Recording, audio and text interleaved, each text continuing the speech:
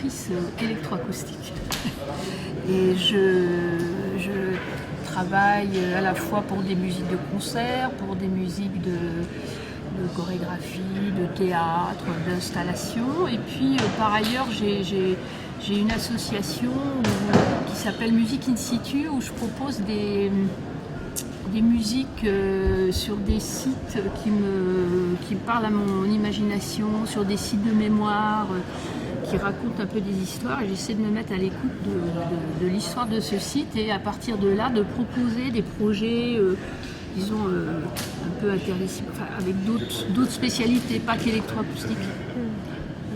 Il peut y avoir des danses, il peut y avoir du théâtre, il peut y avoir voilà, avec beaucoup de la lumière aussi.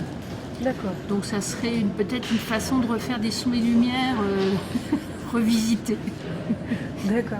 Est-ce que vous pourriez nous dire, parce que c'est très intéressant et vraiment on découvre, et là du coup ça va être destiné à un public qui ne connaît pas forcément, est-ce que vous pourriez nous dire rapidement, enfin nous donner une définition de la musique électroacoustique, acousmatique, parce que du coup j'ai lu, il y a plusieurs... Voilà, il y a beaucoup de variantes, beaucoup de genres différents, c'est en pleine expansion peut-être parce que ce sont quand même des musiques de support qui font appel à une technologie récente, bien que ça ait quand même maintenant 70 ans. Parce qu'avec Pierre Schaeffer, l'inventeur en France, c'était en 1948, donc c'est pas si jeune. Mais je crois que c'est encore très, très nouveau, c'est pas encore complètement passé dans les habitudes. Bon, à la fois, il y a un courant entre guillemets savant qui cherche à faire une musique de création, de concert. Et puis, c'est aussi des techniques qu'on utilise par exemple dans des musiques plus techno, plus noise, plus live aussi. Voilà. Donc, en tous les cas, l'acousmatique, ça veut dire une posture de concert particulière, à savoir que comme c'est une musique de support, c'est-à-dire qu'elle se réalise par exemple avec des sons microphoniques, c'est-à-dire des sons enregistrés, donc des sons un peu de partout, qui vont être ensuite déjà travaillés, parce que le microphone c'est un peu comme un appareil photo ou une caméra avec le zoom, c'est-à-dire à partir d'un même corps sonore, on peut déjà prendre des sons très différents qui ne ressemblent pas forcément à ce qu'on a dans les mains. Donc ça c'est déjà un travail d'interprétation de l'objet qui est très intéressant. On peut aussi partir du son synthétique, donc on a des synthétiseurs. Bon, moi c'est pas vraiment ma spécialité parce que justement j'adore le son microphonique, aller chercher le son, aller le récolter, c'est un travail qui m'intéresse beaucoup. Et ensuite, une fois qu'il est sur support, c'est-à-dire maintenant, autrefois c'était un magnétophone, maintenant c'est un ordinateur, de la mémoire d'ordinateur, et on a des techniques d'écriture de support qui ressemblent, mettons, au cinéma. C'est du montage, c'est du mixage, c'est du mélange du cinéma, en tous les cas peut-être un peu plus expérimental que peut-être des scénarios de maintenant, mais disons que c'est un peu les mêmes techniques de travail. Et c'est pas du tout comme Et puis surtout l'intérêt dans cette musique, la fameuse musique acousmatique, c'est qu'on entend le son. Dès qu'on le fait, on est dans un travail d'aller-retour direct avec l'oreille. C'est pour ça qu'on appelait ça musique concrète. Concrète acousmatique, ça veut dire que c'est la musique, c'est la démarche qui est concrète, c'est pas le son, c'est la démarche.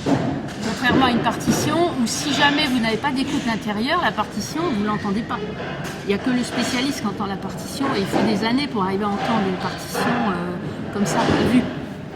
Alors que nous, on est dans le son.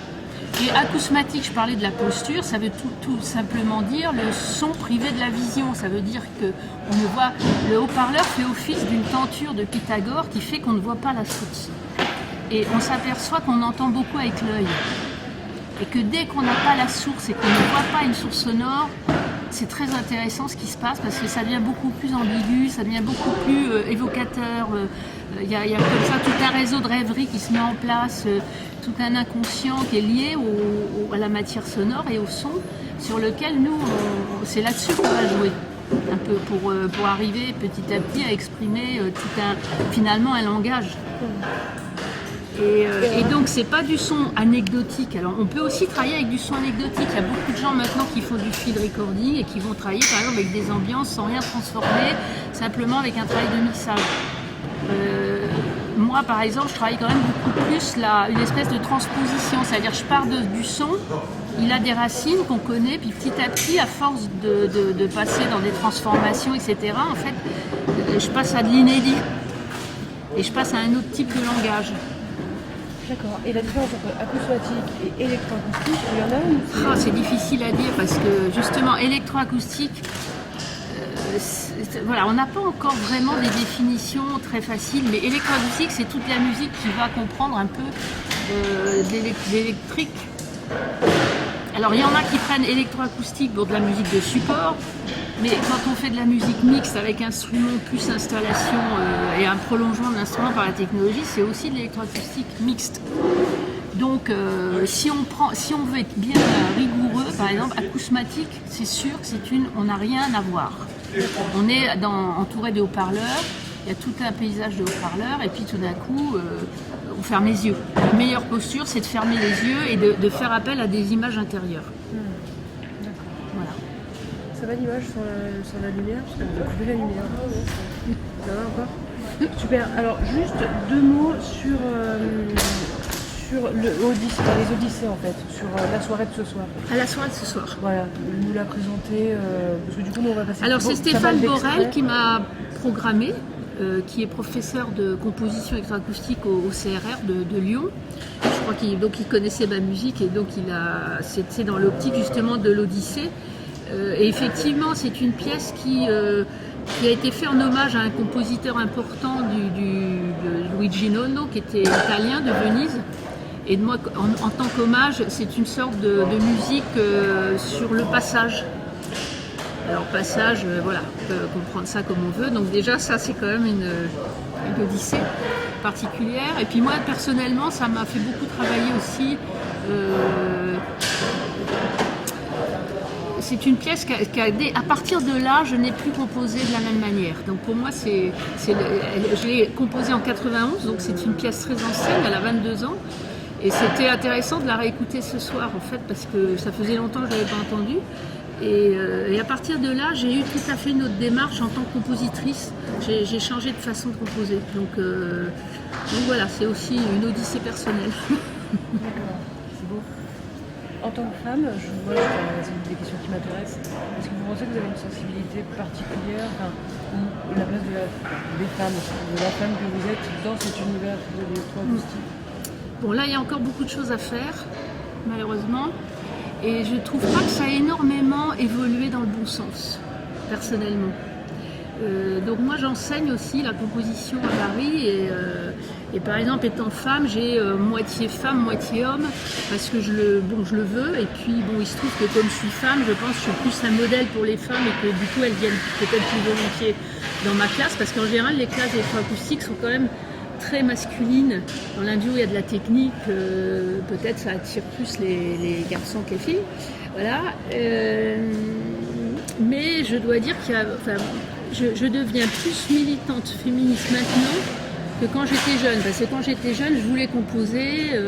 Finalement, j'ai pas non plus j'ai fait ce que j'ai voulu. Hein. Franchement, j'ai quand même réussi à faire ce que j'ai voulu. J'ai composé. Bon, voilà.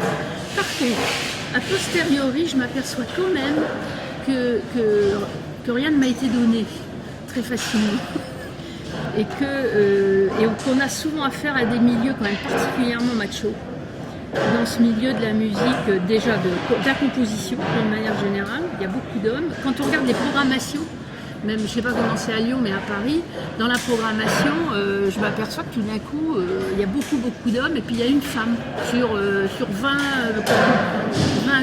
personnes programmées.